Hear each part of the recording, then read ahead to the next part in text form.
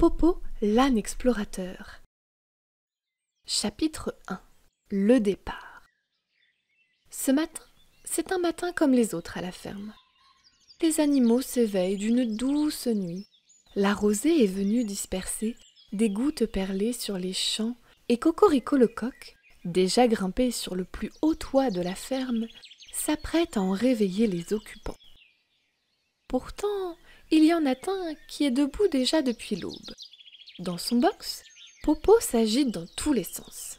« Cette fois-ci, c'est décidé. Je vais quitter la ferme et partir à la découverte du monde !» se dit Popo. « Je veux partir à la recherche des trésors perdus par les pirates et les conquistadors. Je veux voir l'océan et vivre des aventures extraordinaires. » Il prépare son baluchon, le remplit d'avoine, ajoute sa cape, ses balles de jonglage et glisse une carte avec, en son centre, une croix rouge indiquant l'emplacement d'un trésor. En vérité, il s'agit d'une simple carte postale, sale et déchirée. Mais cela, notre Popo l'ignore. Il est persuadé d'avoir une vraie carte au trésor. Il place son sac sur son dos et sort. Dehors, les animaux de la ferme l'attendent. Alertés par les bruits de son déballage, ils se sont réunis pour lui parler. « Eh bien, Popo, que fais-tu de si bon matin ?» questionne Marguerite la vache. « Et qu'est-ce que c'est que ce sac dans ton dos ?» demande Sultan intrigué. « J'ai décidé de quitter la ferme. Je veux devenir le premier âne explorateur !» leur répond Popo fièrement. « Mais enfin, Popo, tu n'y penses pas sérieusement !» s'exclame Sacha le chat. « Le monde est plein de dangers. Comment un petit âne comme toi va-t-il se défendre ?» renchérissent les oies. « Ne vous inquiétez pas, je saurai me débrouiller. Je suis plus malin qu'il n'y paraît, et je vous le prouverai. Je rapporterai des montagnes de pièces d'or et des bijoux sertis de pierres précieuses. Vous verrez. » « Allons bon, Popo, ta place est à la ferme avec nous. Je t'en prie, reste, » dit Marguerite. Mais rien n'y fait. Ce n'est pas pour rien que l'on dit « têtu comme un âne ». Popo regarde tous ses amis réunis et ému, il les remercie de s'inquiéter pour lui. Il leur promet de revenir très vite. Popo s'élance alors sur le chemin qui longe la ferme. Au loin, il aperçoit ses amis lui adresser un dernier au revoir. Le voici arrivé à un croisement. Un premier problème se pose à lui, parce qu'en vérité, Popo ne sait pas vraiment par où il doit aller. Voyons voir, quelle direction prendre ? Chapitre 2. Une rencontre. Au-dessus de lui, des corneilles perchées sur un énorme noyer le regardent d'un air goguenard. Popo les interpelle. « Bonjour, mesdames les corneilles. Pourriez-vous m'indiquer le chemin à suivre pour rejoindre la mer, s'il vous plaît ?»« Mais que diable vas-tu bien pouvoir faire à la mer, petit âne Croa ? Si tu as des envies de baignade, va donc au bassin. Cela devrait te suffire. »« Tu as raison, parce qu'un âne marin, on n'a jamais vu ça. » croise-t-elle l'air moqueuse. « Je suis un âne explorateur à la recherche d'un trésor perdu, le plus grand et le plus flamboyant que vous n'ayez jamais vu, » rétorque Popo. Lili la pie, qui passait par là, surprend leur conversation, et à l'écoute du mot « trésor », son cœur ne fait qu'un bond. Les trésors, elle adore ça. Elle ne peut pas s'empêcher de collectionner tout ce qui brille. Elle doit à tout prix partir avec ce drôle de petit âne. Elle se rapproche et dit à Popo. « Je peux t'aider, moi, si tu veux. Je peux t'amener à la mer et, pourquoi pas, t'accompagner dans ton voyage. » « Quelle chance !» se dit Popo tout heureux. Parce qu'il faut bien l'avouer, une fois sorti de la ferme, la perspective de voyager tout seul l'attristait un peu. Voici donc nos deux compères qui cheminent tranquillement. Lili, posée sur la croupe de Popo, s'envolent de temps en temps pour vérifier la route à emprunter. Ils discutent gaiement des merveilles qui les attendent et s'imaginent déjà les poches pleines de rubis, de diamants et de pièces d'or. Après une longue journée de marche, Popo et Lily se retrouvent face à une immensité bleue. En face d'eux, une étendue d'eau infinie, aux reflets dorés, et rien d'autre à perte de vue. « Voilà, Popo, nous y sommes. C'est ça, la mer, » dit Lily.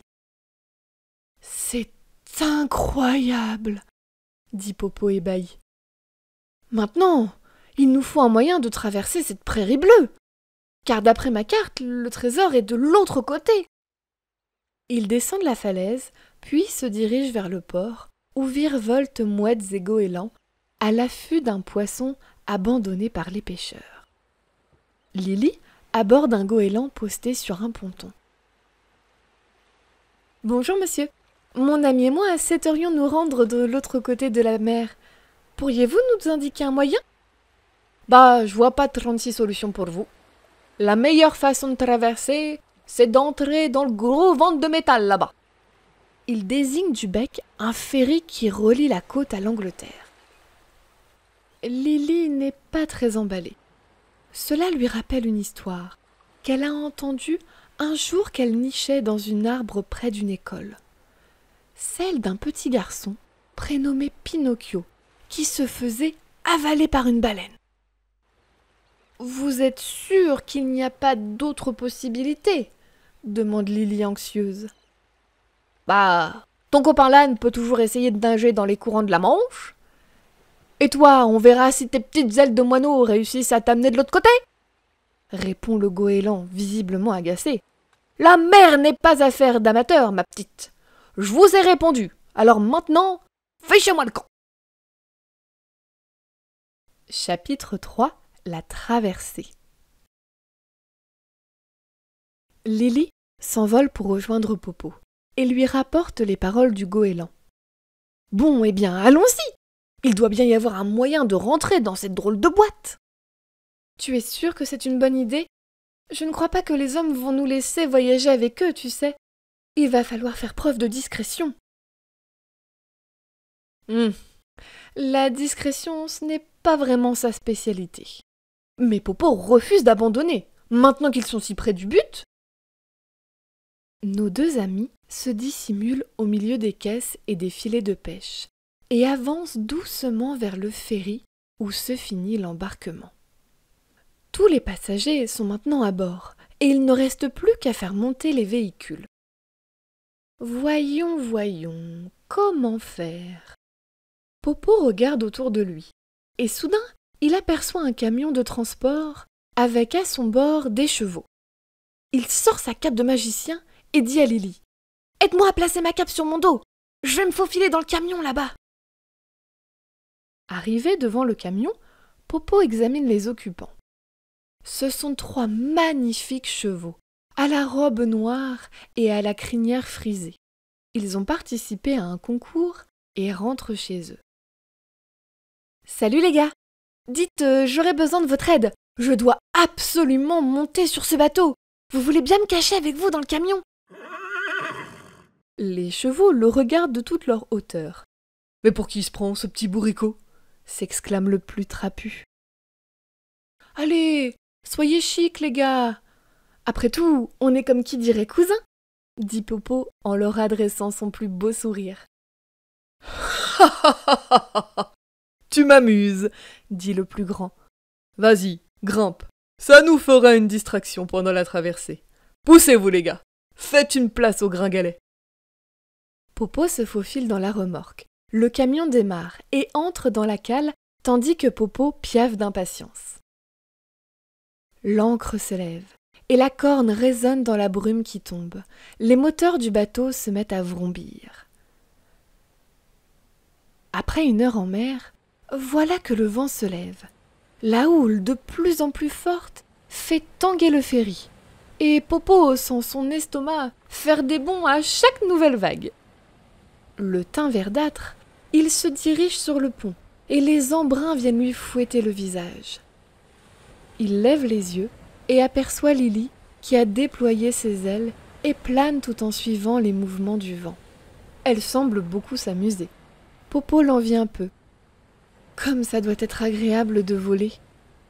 Quand, tout à coup, une grosse vague soulève le navire. Un haut de cœur le saisit et Popo se penche par-dessus la balustrade. Au même moment, un coup de vent violent emporte dans un tourbillon Lily qui réussit de justesse à s'accrocher à une corde. Les voilà dans un triste état, nos deux marins d'eau douce. L'un au pelage couvert d'écume et l'autre les plumes en bataille. Popo et Lily conviennent qu'il est plus prudent d'attendre la fin de la tempête cachée dans la cale. Ils discutent avec leurs nouveaux amis sans s'imaginer l'incroyable aventure qu'ils s'apprêtent à vivre. Et voilà les enfants, c'est fini pour la première partie de Popo l'âne explorateur. J'espère que cette histoire vous a plu. Demandez à vos parents de me mettre un petit commentaire, j'aimerais beaucoup avoir vos avis car je suis en train d'écrire la suite. Donc n'hésitez pas à m'envoyer un petit mail sur l'adresse mail qui est indiquée sur le site. Je vous donne rendez-vous mercredi prochain pour une nouvelle aventure. À très bientôt!